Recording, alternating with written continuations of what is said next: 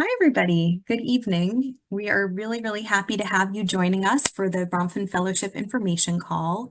I'm Becky Vorwinda. I'm the CEO of the fellowship, and I'm also an alumna of the fellowship, and I'm really looking forward to the chance to have you join us tonight to get to know you a little bit and to tell you what we can about the fellowship and answer your questions. Um, we'll kind of just get right into it. And moving into the slides here, I am joined by Erica, who is our Deputy CEO and is also going to be, kind of our Vanna White tonight, moving us through the slides. So a quick housekeeping, just a reminder to please mute yourself if you're not speaking, and you're always welcome throughout the entire session to put questions into the chat. We will have an extended Q&A period for this evening's session, but we love questions as they come. We are recording the call, so we'll send that out afterwards as well. And if possible, please do keep your camera on. It's just nice to see faces and to feel like we're talking to real people. And so if that's possible for you, great. On the next slide, you'll just kind of see who you're joined by tonight and who you're going to get to hear from. So we have one of our faculty members and our new Director of Education, Dr. Evan Parks, who's going to be talking about the educational program and how we teach and what it means to learn on Bronfman. And then we also have two of our 2024 fellows, and they're really the most interesting people you're going to get to hear from tonight. Sorry, Evan, but it's true. And that is Leo and Sherelle, who are joining us this evening and who will tell you a little bit more about themselves shortly as well. So on the next slide, just this is what we're going to do tonight. And the first thing is a little bit about the Bronfman Fellowship itself, an organization that now remarkably is entering its 39th year. And those of you that are applying to the fellowship, this will be the 39th cohort of the program. We will talk mostly about our fellowship year experience and give you a chance to understand what the North American Fellowship is all about. We'll have a little bit of time for some application tips, and then we'll move into Q&A, and the Q&A is really a chance to answer any questions you have, whether it's about the application, whether it's about the program, whether it's about Jewish learning and opportunities more broadly. So the Bronfman Fellowship. The Bronfman Fellowship is a program that first and foremost believes in young people and values young people as a source of creativity and change and continuity for Jewish life and for the world. And so as a program, we really believe in working with a pluralistic community of young people who can help by seeing through a lens broader than their own, by listening, by engaging, by deeply learning Jewish texts and ideas together, and by really finding a way to bring their talents to bear in the world. So we do this in a few ways, and our flagship program is our fellowship year experience for 11th graders, which you are on this info call to learn more about. We also have a concurrent program for Israeli 11th graders, and that program is called Amitei Bronfman, and there's overlap and relationship that our Israeli and American fellows get to have. Because we've been around for almost 39 years now, we have an alumni community of over 1,500 or nearly 1,500 rather, and that is an international, multi-generational alumni community with a lot of really exciting programs that we run because we see this as a lifelong opportunity and experience. And then we have a really exciting new program. So for any of you who happen to have relatives who are in college, we just want to mention that we've just launched a new program called Campus Commons, and that is for college students. It is very different from the fellowship year in the sense that it's a shorter experience and really specifically focused on some professional development and learning around pluralism and Jewish text, but it is a great opportunity and applications are open for that program as well. So moving on to the next slide, this is what we call our impact framework. And, in shorthand, if I'm like meeting with someone at a party or something, I will say, oh, I work for a leadership program.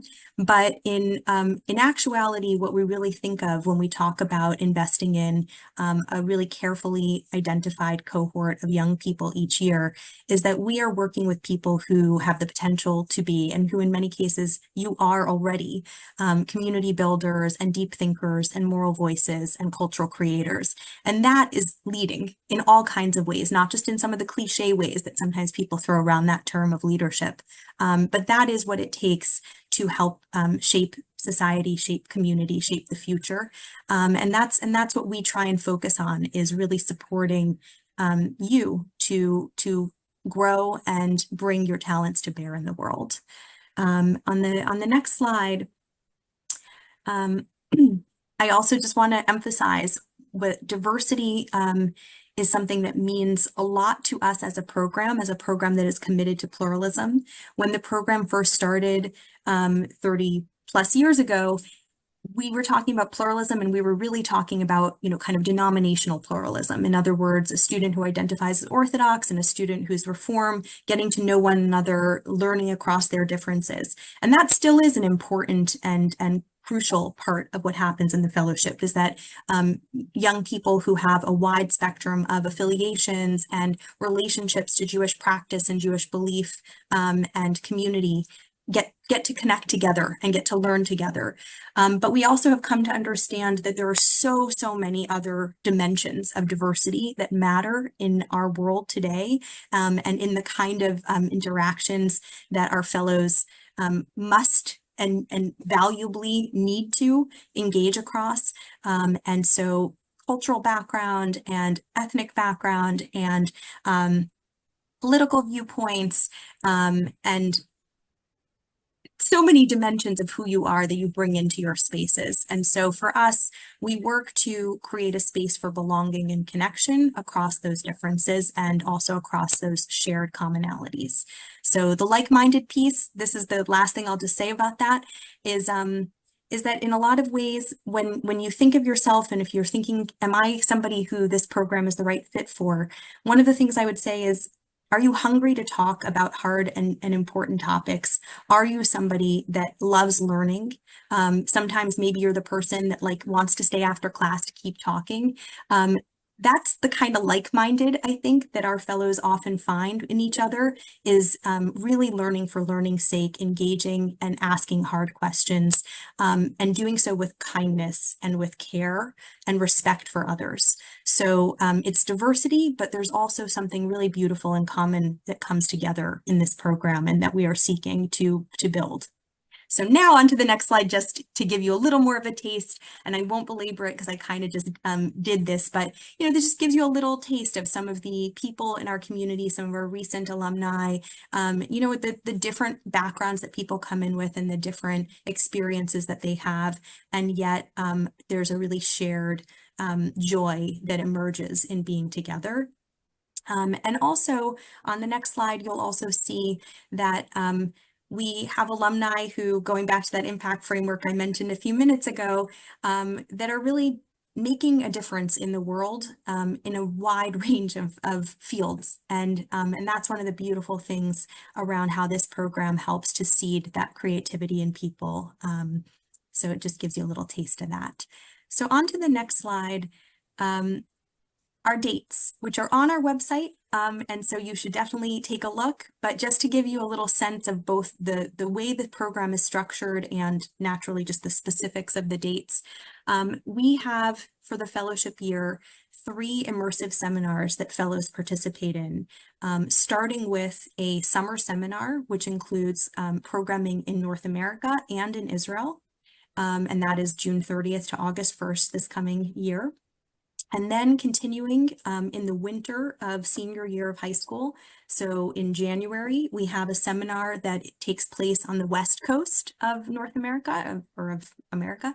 And that seminar is over a long weekend and is another opportunity to come together and also explore different dimensions of Jewish life in America.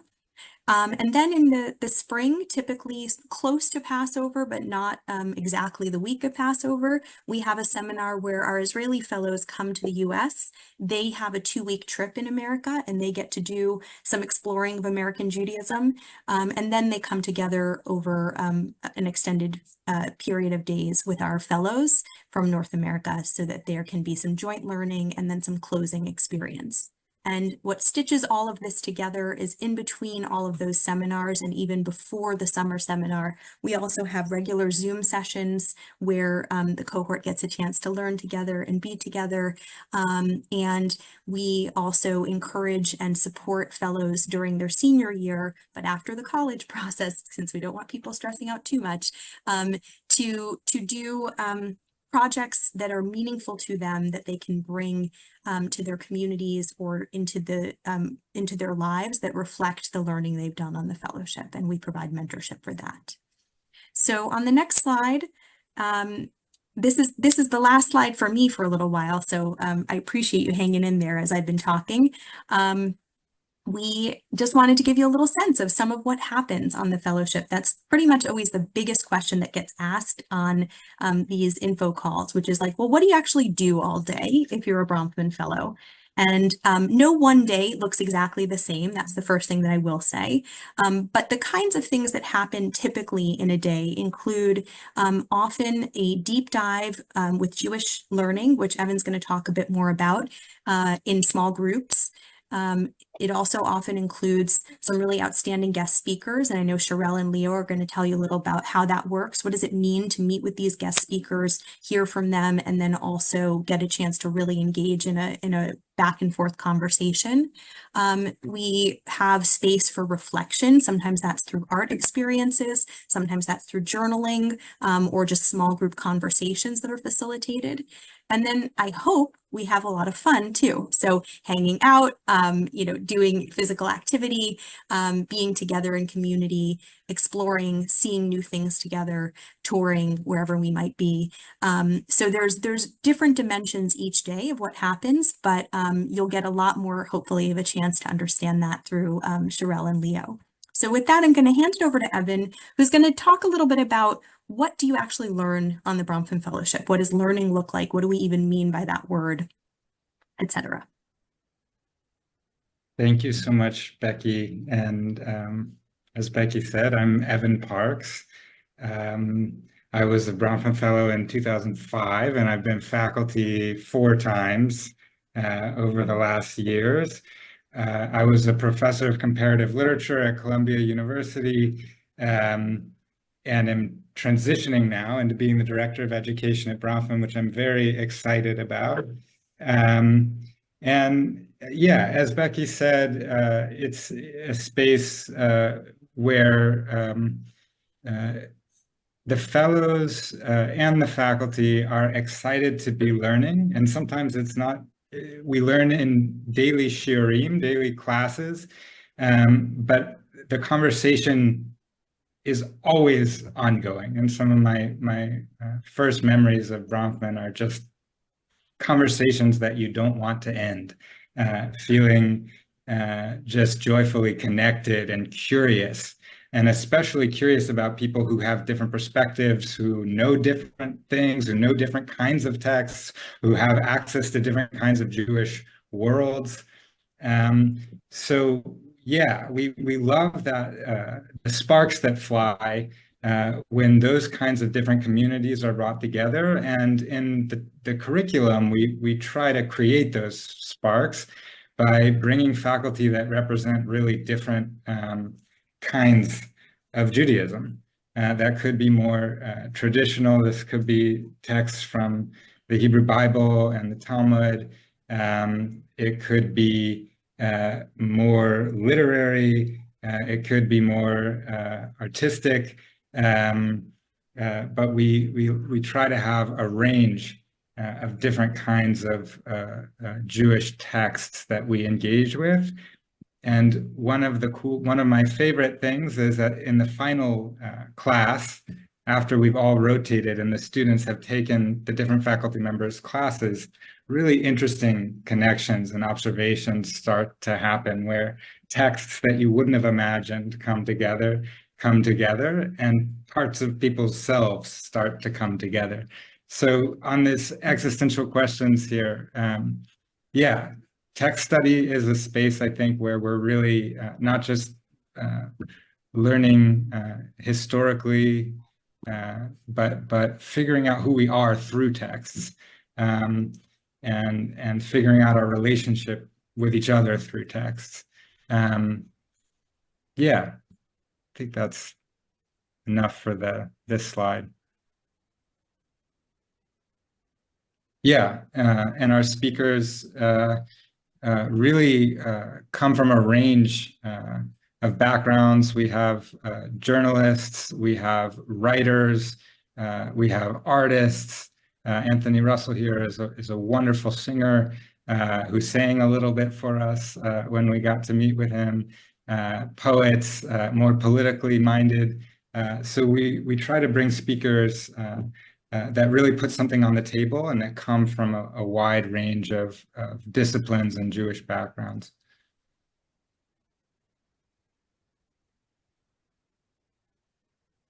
We've had artists in residence that do workshop with the fellows, and they get to share about their artistic processes and influences.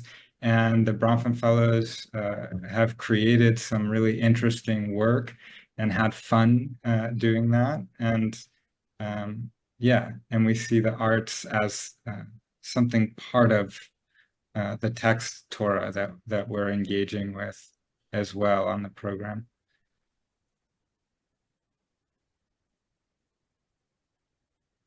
There's, as Becky mentioned, a sister program in Israel of 20 Israeli fellows who we meet with in Israel. And when they come to the US, we meet with them here. And each group kind of, to some degree, gets to host each other and share something about each country that feels essential. Yeah, these are so valuable. There's no better way for each group to learn about one another's societies and cultures through being in dialogue, through having difficult discussions, asking questions of each other about what's really happening, what people are really feeling. So the encounter with Israeli peers has been a critical and very meaningful component of the program.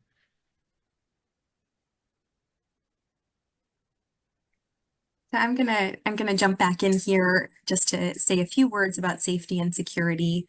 As a program, safety is a high priority and important priority. We work with security advisors. We work with the Israeli government when looking at security in Israel. We also are mindful of security here in North America. And we have never hesitated to change our schedule or our plan if needed in order to ensure the safety of our cohort. And so at this time, our plan is to have the chance to travel in Israel. And in fact, this past summer, we also did have the opportunity to go to Israel, though it was a shorter period than we had originally planned for. And we are hopeful that there will be a more peaceful situation by this coming summer, but also are mindful that if we need to pivot, it is something that we have gotten very good at. And, you know, as an organization, since COVID, since 2020, we have really had a range of different models that we've used for the fellowship. We will definitely not do this again, I hope. But we did a Zoom summer once. We did a fully domestic program at a retreat center one summer.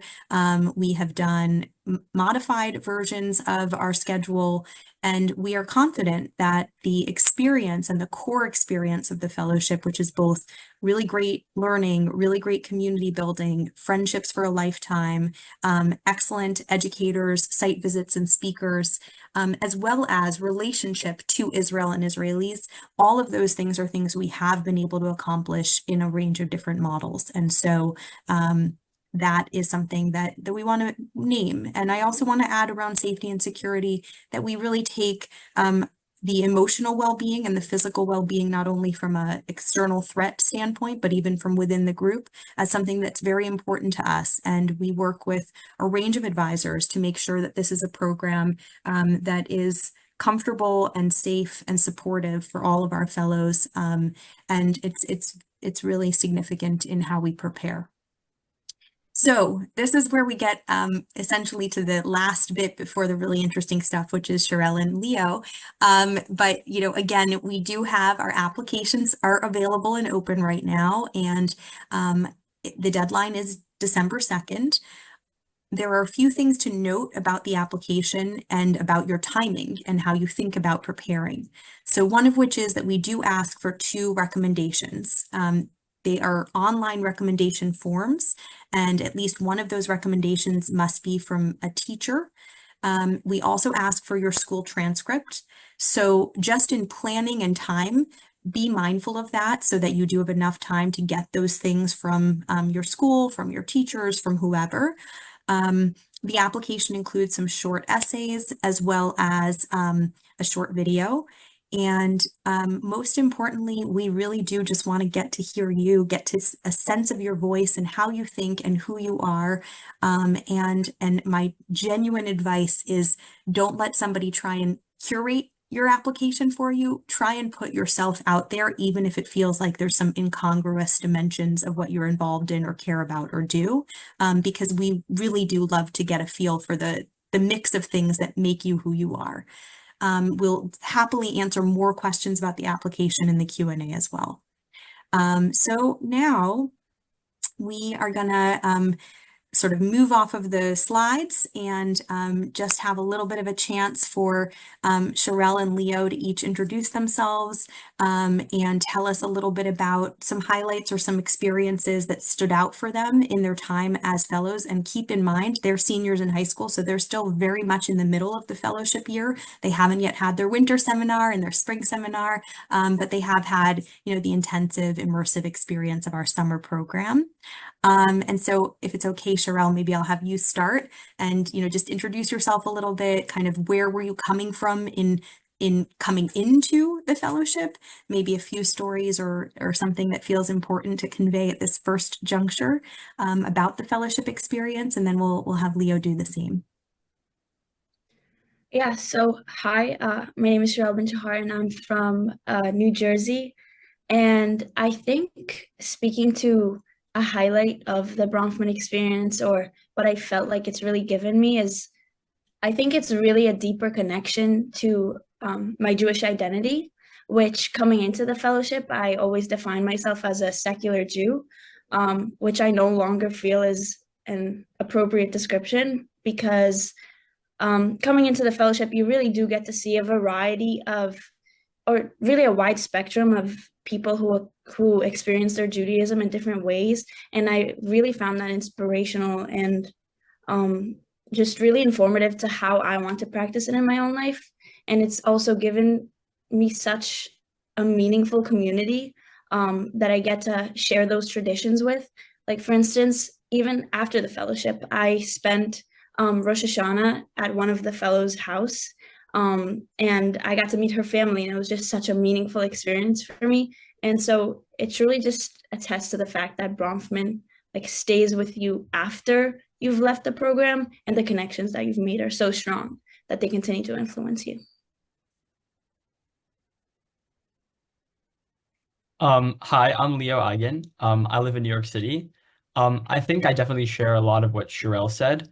I think that first of all, Bronfman, what I found so special is that the community you'll make with the other fellows is so strong and so tight knit. I think that having 26 is like a really perfect number because it's enough people that there's a great mix, there's such diversity, but it's also small enough that I feel like I actually connected on a personal level with everyone there.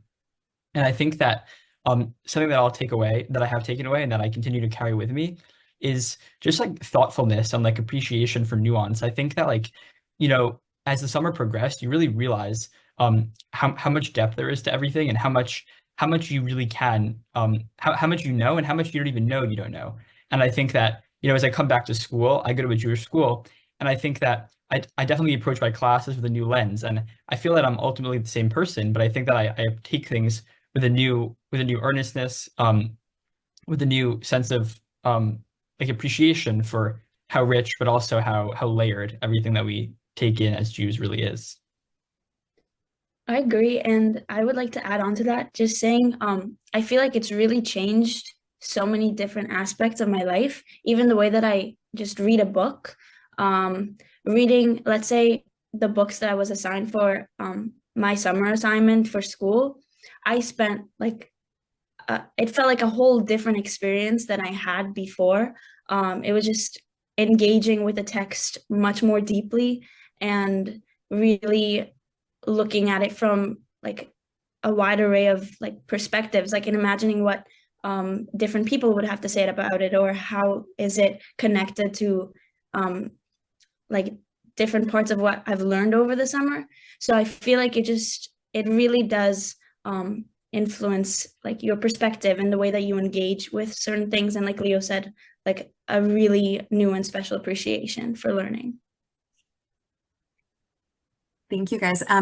Would you mind each maybe just sharing like a story or a highlight or some kind of example that might give folks a little bit more of an image as well of what you did as Bronfman Fellows thus far, or anything that stands out? Leo, I don't know if you want to start with something. Sure. So I can tell a story from our week in Israel.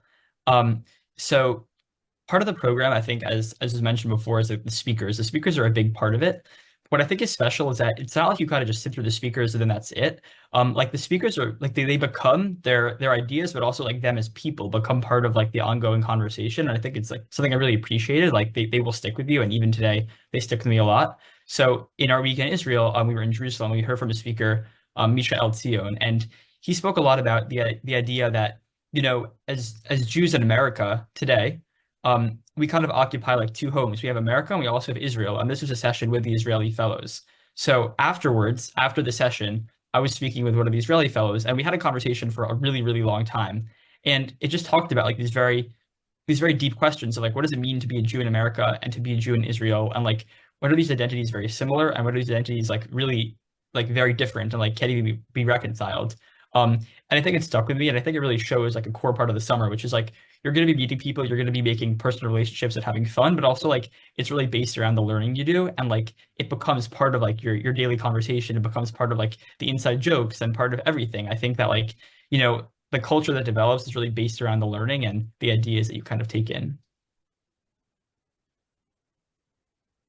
I agree with what Leo is saying, and I think that talking about a speaker specifically, we met with Michael Walzer, who's a political theorist and a thinker, and is representative of a group called the New York Intellectuals, who were second generation Jews from like the mid 20th century.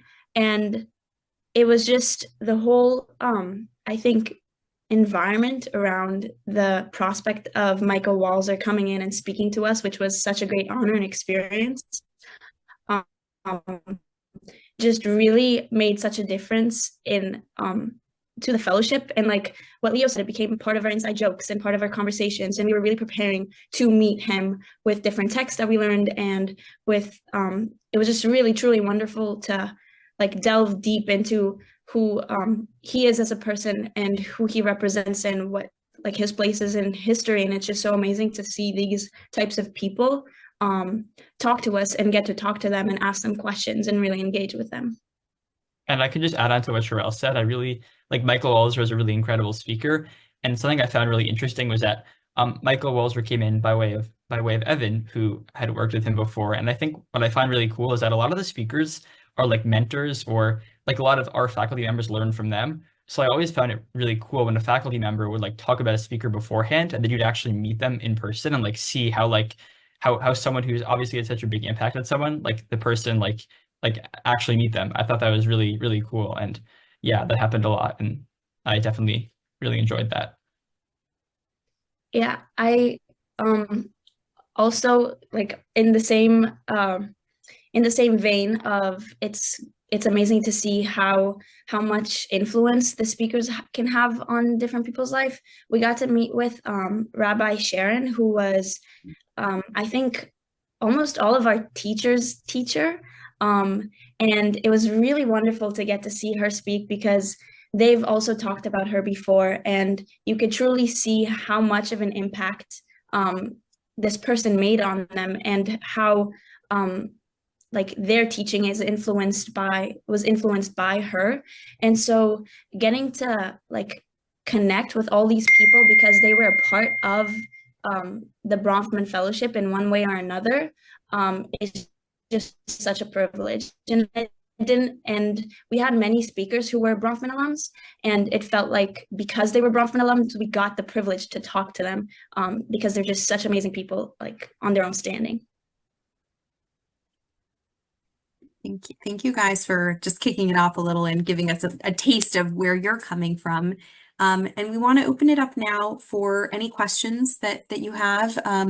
We are happy if you feel comfortable. You're welcome to, raise your hand or unmute, or you can type into the chat. One of the questions that was asked, thank you, Erica, for responding to that. And I will say, there is Hebrew around you in this program. We always like to put whatever texts and sources we're looking at, we'd like to put them in their original language and also in English, which means that sometimes, for example, Evan might give us some German in a text as well as English, but that also therefore there's Hebrew available and around us. Shabbat, which is something that we haven't talked about, I don't think so far on this call, is also something that, really permeates the experience of our program.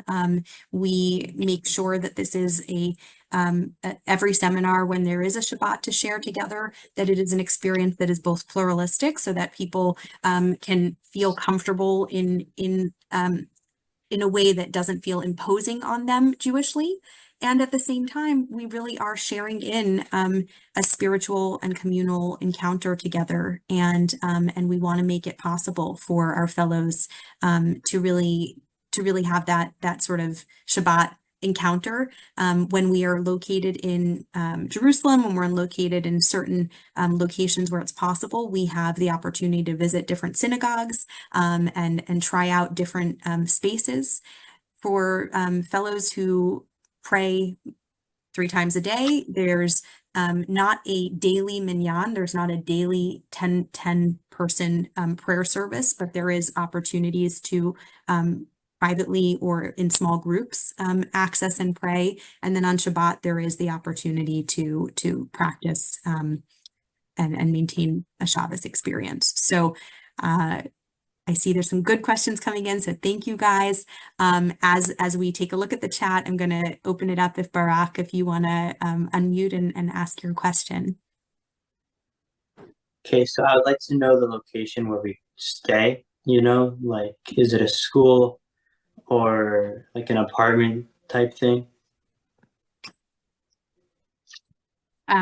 Leo or Sherelle, do you want to say sort of your experience of some of the places that we stay? Because in the fellowship, there is some moving around. So there's different kinds of environments, but maybe you guys could give us a taste what your experience this summer was. I can say, so we spent the bulk of the summer in America, and then we had a week in Israel at the end. So we started off, it's called Pearlstone. It's a retreat center in Maryland. We were there for probably 4 or 5 days. We spent a little bit of time in New York City after that. Then we spent like one weekend in Brookline, Massachusetts, which is like a town outside of Boston. And then we spent, I'd say, a solid 2 weeks at Brandeis, the university. So it was good to be on a campus. And then when we were actually in Israel, we spent a few nights in Tel Aviv. We spent one night in the Negev, like in the desert. And then we spent we spent like 2 or 3 nights in Jerusalem at the end. Yeah. Thank you for that question. So there's a few questions here in the chat, so quickly we'll get those and then we'll go back to people who have their hands up. It's a really good question. I don't know what percentage of our alumni have made Aliyah. I would say that, first of all, we have obviously our Israeli alumni because we have an Israeli program, but additionally, I would say something like, between 1 and 3 fellows in a cohort depends on the year, not always end up making Aliyah. Like if I think of my fellowship year, that's accurate. There were, I think, 2 people from my year that made Aliyah. It's not one of the goals of the program, but deep exposure and relationship to Israel is part of what happens. And I would say a lot of fellows end up choosing to spend more time in Israel and to engage and deepen their connection if that's what moves them. And so, sometimes that leads to longer term connection. In relation to the teacher recommendation, I have to say, I don't recall what the instructions are, but I think it's okay if it's somebody who's had you in the past few years. I don't think it has to be a current teacher, but Erica, if you have an answer to that. That's right. I Yeah, think that's right. I don't think it has to be current year, okay. especially the year has just begun. It might not be somebody who knows you as well. Right. I think a prior year is fine. Yeah, I think someone who has taught you in the high school years it's a valuable thing because we are asking questions about how you operate in the classroom, how you engage with text and ideas, and to the extent that it's somebody who knows that in a more recent way, they'll probably be able to answer with more specificity. So another question that came up is around religious observance, both in the kinds of minyanim and services that participants can attend, and maybe more generally in the group. And Leo, I don't know if you want to just jump in on that one, and we can add to that as well. Yeah, sure. So I go to a modern Orthodox day school, and I can say there was never a moment on Bronfman where I ever felt as if like my own observance is being compromised. Like that was not the case at all. And I actually found it really cool because a lot of us like on mornings we'd choose like we're going to do a minyan this morning, and it was not like we were told to do that. It was not like there was any attendance being whatever it was. It was all our own desire to do that, and I thought that was really cool. And when it comes to like the different synagogues you can go to, there's always a lot of options. In Brookline, when we spent Shabbat there, I remember I went to a conservative synagogue both times just to kind of experience that. And I think that there's like a lot of back and forth between which synagogues people went to. I think just to add a little bit of a different perspective, like I said, I didn't come from a very observant household, but I think it was just very interesting to see the different types of practices that people had. And I think all of us were really curious as well. And so even as someone who doesn't observe, or I know other fellows who didn't observe and were curious to participate in these different practices and learn about really the spiritual meaning for everyone behind all these types of observances was really meaningful. And so I think it was just a very supportive community, and a part of constructing that community was what really brought us together and let us learn so much about one another. Great, thank you. We're gonna answer a few more of the questions in the chat, but just to break things up, Boaz, why don't you go ahead and ask your question? Hello. I think that this is a bit of an offshoot of the question that was just asked, but I'm curious how the fellowship in like Bronfman spaces balances it's a pluralistic program, so the plethora of different religious practices of the fellows with creating like communal rituals and spaces for like observance. Thank you. That is a good question. Again, I kind of want to hand it to our fellows here as much as possible. I will say that we really want to provide a space where fellows have the opportunity to bring their practices and their convictions and their observance into the space in a way that is a chance for others to get to know it. And likewise, for students who don't have a religious practice within their Jewish identity, to feel that that's also a valid, of course, and important part of how people may express their Jewishness. So we're, I'd say, particularly sensitive to wanting to make sure that there's spaces and opportunities for people who are halakhically observant, who observe Jewish law, to not have to make compromises on the way that they observe. And also, just by nature of being in a community where not everybody is observing that way, it does push and challenge, and it is not always easy. It doesn't always feel easy to continue and maintain that conviction So I think that that is something, again, I'm sorry to like put Leo on the spot a little bit, but maybe Leo, you might be able to speak to this. In every cohort, I would say there's, easily about a quarter of the fellows, if not more, who are halakhically observant, who, that is a community that you can turn to. There's always faculty members who also are and reflect that, but it is not the majority. And so in some ways, no one's in the majority on the fellowship, but that is just still a very different experience. But yeah, Leo, I don't know if you want to add to that. Yeah, definitely. So it's a really great question. I think we already said how like Shabbat is very central to the experience. I think like one of the most fun parts of the summer definitely was Shabbat. And I think we put a lot of focus like as like the fellows on like making an experience that really like it wasn't like uncomfortable for anyone, but it made everyone, I'll say, like comfortably uncomfortable, meaning everyone felt like they were out of their comfort zone, but they never felt like they were actually being, like significantly challenged. And I thought that was really cool. So every Friday we'd have something called Shabbat committees where you'd break up into like different parts of like the Shabbat ritual. Like it would be, Friday night, or it would be the prayer, or it would be something called Tish, which is like singing and dancing on Friday nights. And you try to create rituals which really reflect everyone's background. So it would be like, singing a song in English and then singing a song in Hebrew, which one of the fellows like learned from camp and just happened to bring in. And like I thought it was really cool because by the end of the summer, like I think we'd picked up each of us like so many new songs, so many new traditions. And at the same time, like if you ever had like your own things you wanted to bring in, like it would be, you could bring it in and like you'd immediately feel like it was part of the collective ritual. So yeah, that was definitely fun and really cool. To kind of bookend that question, I see there's another question here that's asking about sort of prior knowledge, or just more generally, what it looks like for students who are coming into the fellowship and have not had a lot of Jewish learning experience in the past, or how we set up our curriculum. I'm going to ask Evan to answer that question, but I'm going to add one thing first, which is also to just say that what we really find is that every fellow is bringing some kind of very, very valuable prior knowledge. And there isn't one kind of background or learning that you come in with and therefore have a leg up in this experience. Sometimes it can feel like at the very first instance, you look at a text and something looks familiar or it doesn't. But what we have really found is that there's different bodies of knowledge and life stories that each fellow is bringing to the sources. And that's one of our responsibilities as educators, to really make it possible for every person's experience to kind of come into the learning environment, and to be able to operate at a high level from day one. And that's our goal, and it's not always easy. But Evan, I'd love for you to add a little bit more to that. Yeah, you put it so well. I mean,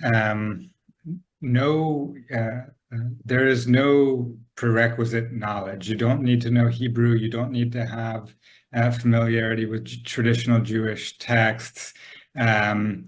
Most important thing, I think, is curiosity, real curiosity to learn about all different kinds of Jewishness, and anything that could be engaged as a Jewish text or experience. So yes, and we really do value deeply the kinds of knowledge and experience that all the different fellows are bringing. Some fellows come in knowing like, I know this, and some fellows it takes a moment to realize, oh, I really am bringing a valuable perspective, a valuable a set of skills that are part of the makeup of the whole community. Just to quickly add to that, I came in not knowing a lot about Jewish study. I actually studied Talmud for the first time on the Bronfman Fellowship, and felt like every conversation was built from, again, such diverse perspectives, that everybody was really truly able to contribute something of their own. I was able to connect Jewish studies to like secular texts that I've seen before, and people who were more versed in the Jewish text, they were able to like make connections or bring in information that they've learned from their previous like experiences. So I think it really is like you can contribute anything regardless of what background you come from, and also it's truly like an amazing experience to see just how much you do truly know and are able to contribute to a conversation which you otherwise wouldn't have thought you'd be able to be like a worthwhile participant. I think that's entirely a great part about Bronfman, that everyone can contribute something. Thanks. I'm going to answer another two of the questions that were in the chat, and then we'll go to Jack. And then there's another question in the chat that we'll also get to. So one of the questions is about when will we decide in relation to the schedule for the summer? So what I can tell you is that the plan is to have some of the portion of the summer in North America and some in Israel. The hope is it'll be almost 3 weeks in Israel. That is what we're planning towards. That is what the schedule is being built as. And as Leo and Sherelle can attest, we did pivot and make a change last year as the situation was getting more difficult in Israel in the summer, and we needed to decide what is the most realistic for providing the group with a excellent educational experience that is also safe. So the answer is we are going to Israel and also doing programming in North America as planned. And at the same time, we're constantly reevaluating. And I recognize that that sounds difficult to hold, but it's partially because we really are very mindful of wanting to create an experience that is both safe and also valuable and a great learning opportunity. The other question that came up was about sort of like, I'll call it quotas or limits, both around geography or other identity factors. And what I would say is that we don't have limits or specific numbers, but we are looking to have a cohort that's as representative as possible of a range of different identities and places, etc. So what I can say is that there are some parts of the country where we get a higher number of applications, and by nature of that, we aren't able to interview all of those excellent candidates from that area. So that is in part because we are committed to trying to have a balanced cohort that reflects a range of different places, spaces, and identities. And so that happens. But until we sort of see what the final numbers are of the applicant pool and kind of what that demographic basis looks like, I wouldn't know or couldn't say this is what the numbers will be, or this is the limit of how many people would be in what categories, if that makes sense. So the best and most important thing I can really encourage you to do is just be yourself and apply and put it out there. And we really try, even for students who in the end don't end up as fellows, to provide information and opportunities for other programs that are happening in the Jewish community. There are a lot of other programs that prioritize Bronfman applicants, that are interested in your candidacy, that will extend their deadlines if you've applied to Bronfman. So it is an opportunity that we believe you're all leaders already. You're all people that we know are worthy of investment, and we want to try and help you find pathways to the right experiences if Bronfman ends up not working out. So with that, I'm going to open it up for Jack again to ask a question. Great, thank you so much. So I was wondering kind of what the process is for how the Israeli and American fellows meet and get to know each other and participate in shared activities, and what that looks like, what that dynamic's like. Great. I'm going to answer it briefly first because Leo and Sherelle unfortunately didn't have as full of an experience as what's planned for this coming fellowship year. But what we do is we have a initial joint seminar in Israel together, which is a little more than 5 days together, living usually at a kibbutz location, having the chance to do experiences together, a lot of conversations, a lot of speakers and hands-on things together. There's, of course, the language barrier is real, even as most young Israelis do have certainly mostly better English than we have Hebrew. But we try and bridge those gaps, and we try and have a real commitment to joint translation, really asking everybody to be allowed to speak in their own language, and then asking others in the community, including our staff, to help translate. And it often really does create an opportunity, even Leo noting in the one day that he and Sherelle had the chance to be with the Israeli fellows. Well, they had 2 days, but there was still the chance to get a taste of the kinds of discourse that can happen in the group. I would say that it's unlikely this summer that we will also do a homestay. Sometimes we do have a Shabbat where we get to be spread out and stay with the Israeli fellows in their homes. It's very hard to say at this point whether from a security standpoint that would be possible. And then when the Israeli fellows come to the US, we have another joint seminar that includes, conversations, deep encounters together. And we do a little bit of Zoom in between just to kind of keep up the connection between those 2 seminars.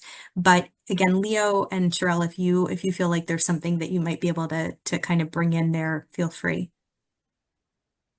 I thought the interactions between the fellows and the AMI team, which are the Israeli fellows, were very interesting because I actually know both Hebrew and English, so I was kind of able to translate at times, but there was always someone that knew both languages, and truly it felt like everyone was able to speak, like Becky said, in their own language that they feel comfortable with, and truly be understood by the other person, which it was kind of amazing to see that happen.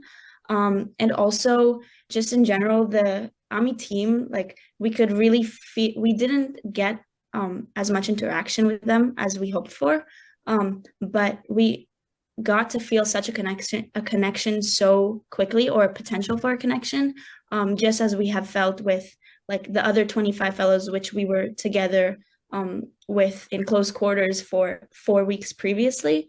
We felt really the curiosity and the passion and the interest coming from both groups, the fellows and the AMI team.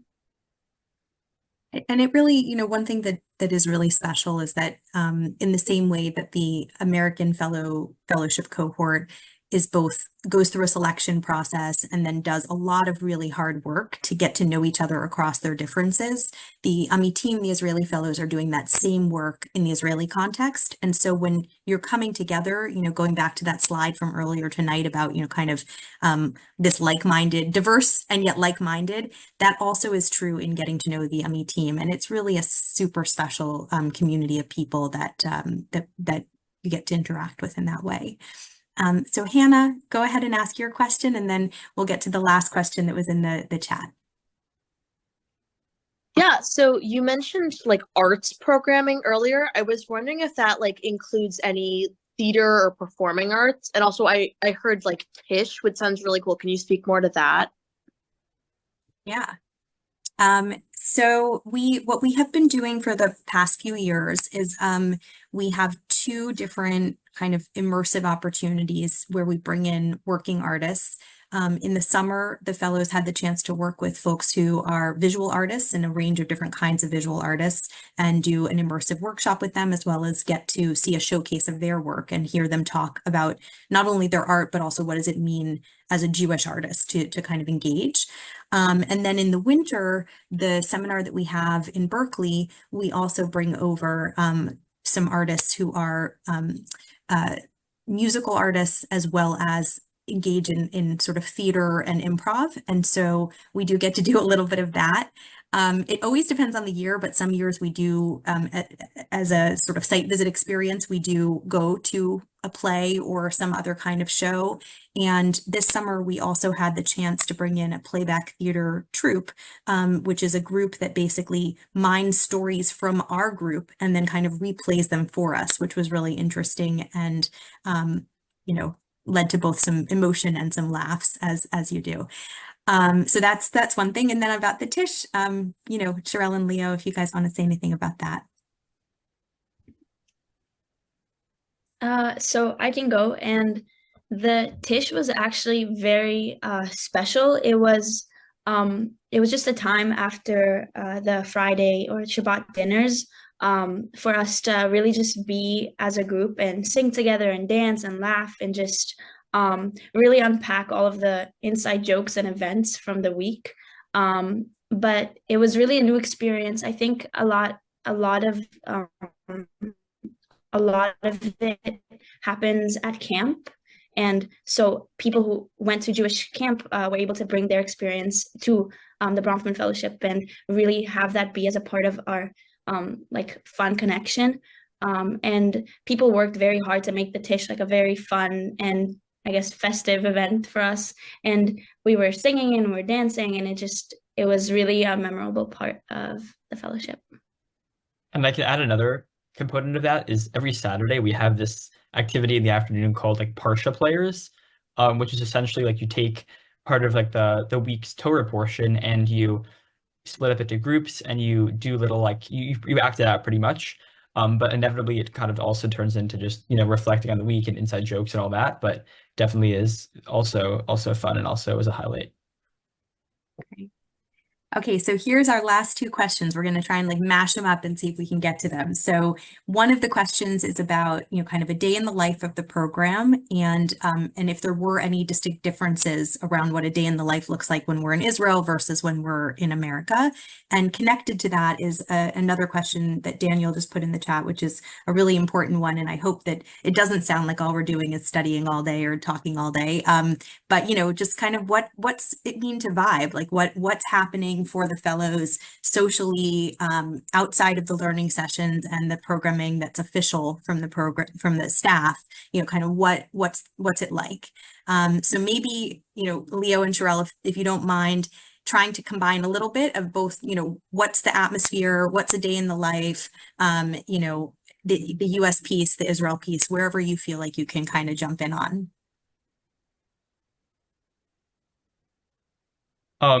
I think the day in the life question is a bit hard to answer just because every day really is so different. But just to give like a general sense, in America we had a pretty good schedule for most of it, which was in the morning we have shiur, which is like the learning class, and then we'd have probably 2 or 3 speakers. The rest of the day we'd have free time in between, obviously, and we'd also do a lot of like site visits in America. We'd go to different museums or we go to different like synagogues or like whatever was near us and whatever related to our learning. In Israel, it was also a bit different because we were obviously traveling around a lot more and hearing from so many people. It was very jam-packed. But about like, what you do besides for just learning, like, I mean, there's a lot of time, like there's a lot of free time. There's a lot of time to hang out. At Brandeis, where we were actually on like a campus, and you could be outside and play sports outside and have fun. Like I think that's was really fun for me, and I think it was fun for everyone because it felt like summer camp a lot of the time, just having time to hang out in between all the learning. Yeah, and I would like to add on to that one of the most amazing parts about Bronfman were the conversation that we had outside of the classroom, like whether it was about what we learned or just something completely different. It was always very engaging and fun.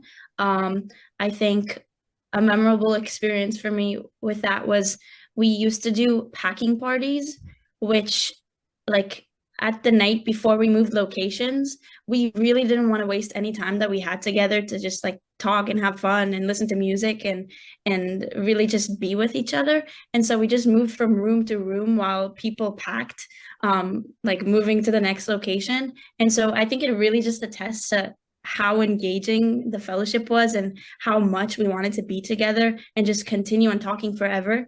And like all those conversations would just go into the night. And it was just like one of the funniest times that we've had was like during those packing parties that we would just talk about anything ranging from like movies, passions, what we learned that day, which was truly fun, or just really getting to know one another more. And I can also say, sorry. No, go ahead. I was just going to say, we didn't have our phones for the American portion of the fellowship, and I think I was kind of skeptical going in just because I feel like I've kind of like graduated summer camp, but it was really definitely added to my experience, and I think that kind of like helped our cohesion a lot because like there was no distractions. Like, you were just with people, you were having fun, you were talking, and I think like it helped the experience a lot. I completely agree. And I think with the phones, actually, when when we did get them back for the Israel portion of the fellowship, we really didn't want them. We all put them on black and white mode, and we put like rubber bands all over them so it would be difficult to use, so that we really were still in the fellowship experience and could really be with one another fully and continue connecting on that deep level. Well, first, I just want to say thank you all for joining us and for taking this decision very seriously, deciding if this is the right program for you. We hope it is. We hope you will apply. We hope we'll get a chance to know you. And if we can be helpful, please don't hesitate. If you have questions, if you'd like to talk to an alum or get some more information, about where you're coming from and how you might fit into this space, please don't hesitate. We are here. I know Erica put into the chat a way to reach us, and maybe we'll pop it back up if we're able to. And thank you to Sherelle and to Leo and to Evan and to Erica from our team. And, just really, again, thank you. It's so nice to be together. We all need spaces for Jewish connection, community, and joy right now. And I felt that even just in this conversation, just kind of getting that that taste of what it can mean to be part of a really deep community of Jewish people together learning. So we look forward to hearing from you. Have a good night. Thank you. Thank you. Thank you. Thank you. Thank you so much.